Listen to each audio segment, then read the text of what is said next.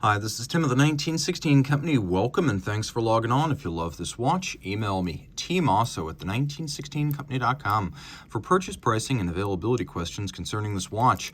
Today, a 2017 launch from Blancpain. It's the 50 Fathoms. Now, this is the 5015 with blue dial, blue bezel, grade 23 titanium case, and it's not commonly seen on the full factory bracelet, so this is a rare beast.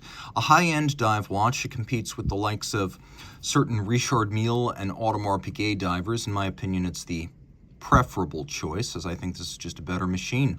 It's large, though, 45 millimeters in diameter, 15.6 millimeters thick from lug tip to lug tip, 51 millimeters. And then end link to end link with this bracelet, the total distance across the wrist is going to be 55.7 millimeters with a 23 millimeter spacing between the lugs. You can see that the bracelet is held to the case using screws and bars, which is a very secure setup, a little bit more secure than spring bars. The watch is not heavy, but it is large, and you can see on my 16 centimeter circumference wrist, it fits, though I'd probably wear it without the bracelet. If your wrist is 16 centimeters circumference and up, this will work, but I do think in terms of aesthetics, it works a little bit better if I'm wearing this on a strap. You can buy it, put it on the strap, and then just put the bracelet in the case, and you can wear it on a strap and it'll fit just fine. Or if your wrist is larger, you can wear it on the bracelet and get a more robust look, as well as the durability that is inherent to bracelets over straps. It's not as thick as you might think. It'll easily fit underneath the jacket cuff. The bracelet's an interesting piece, very solidly built. What you can see is that there are gaps between the center links to vent the wrist, but the flanking links have no daylight showing. All of this is in satin, which is nice because as big as it would be garish and high polish.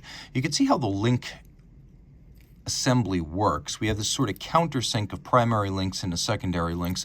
As a result, there's very little side-to-side play here. We have a conforming end link. The links taper down towards the clasp. Take a look. You can see every single link is removable, and if you take a closer look, you can see we've got this intermediate size link on each side. In case you find yourself in between sizes with these big links, you have those two intermediate size links that will allow you to finely size this bracelet. You can see it's titanium, twin trigger release, so you got to press both of them to pop it open. The only omission here, something I would like to see changed, there is no dive extension, so just keep that in mind. If you really want to use it over a dive suit, and your dive suit's particularly thick, throw it on a strap, easier to adjust on the fly. Everything here is brushed, which again is in good taste. There have been models in high polish, and just about all the steel models are like that. That burns my eyes a little bit. This feels better suited to a large watch, so it has that luxury refinement that you'd expect of a brand like Blancpain. Big crown guard profile. This is not the super vintage looking bathyscaphe series. We've got a knurling on the edge of the crown that's nice, sharp, and easy to grip even if your hands are wet, sweaty, or you're wearing gloves. It's 120 clicks, so very precise. Get a good listen to that. It's a very subtle detent, almost like it's a little bit muffled. I take that as a measure of refinement and probably a quality that's there by design. They don't want this to sound like a Doxa sub. Let's do a lume shot. Now you can see the cambered sapphire cap is one of the signatures of the 50 Fathoms series in the modern era, has been since 2003 in the 50th anniversary piece. It's not flat like an old Aquatimer or a Grand Seiko or an IWC, or for that matter, Bremont. You can see here it's cambered, it's curved, just like the crystal over the dial, which is a premium look.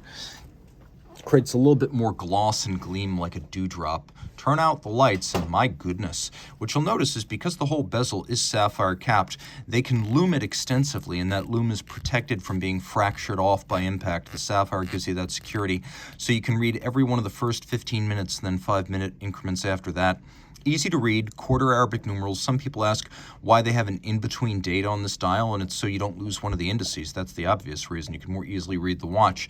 You can also see that we've got a lumed seconds hand, which every dive watch should have, but for some reason only some have. You should know if your diving instrument is running when you pass below the threshold of daylight, whether you're diving at night or just diving deep. 300-meter water-resistant screw-down crown, the dial featuring all appliques. You can see the center disc characteristic of these 50-15 references. When the 50-10 came out, some people moaned the loss of the disc. Well, it's really here for an aesthetic reason on the big watch, and that's to prevent a huge undifferentiated dial. But somehow people wound up liking the 50-15 with the visual adjustment of the center disc, seemingly more than they like the newer and differently proportioned discless 5010. So go figure. You can see that there's a double metal finish here for the center disc and then the hour track. And then we have a date disc that is the same color as the dial, which is wonderful. Every company should do that if they have a date on a watch. You can see we've got stop seconds. We've also got a quick set function. So if you wish, you can rapidly cycle the date. Just like that. And in good taste, take a look at that 3. Now look at that 3. Now look at that 3. They're all the same 3. Don't you love it when the typeface of all the numerals on a dial is the same?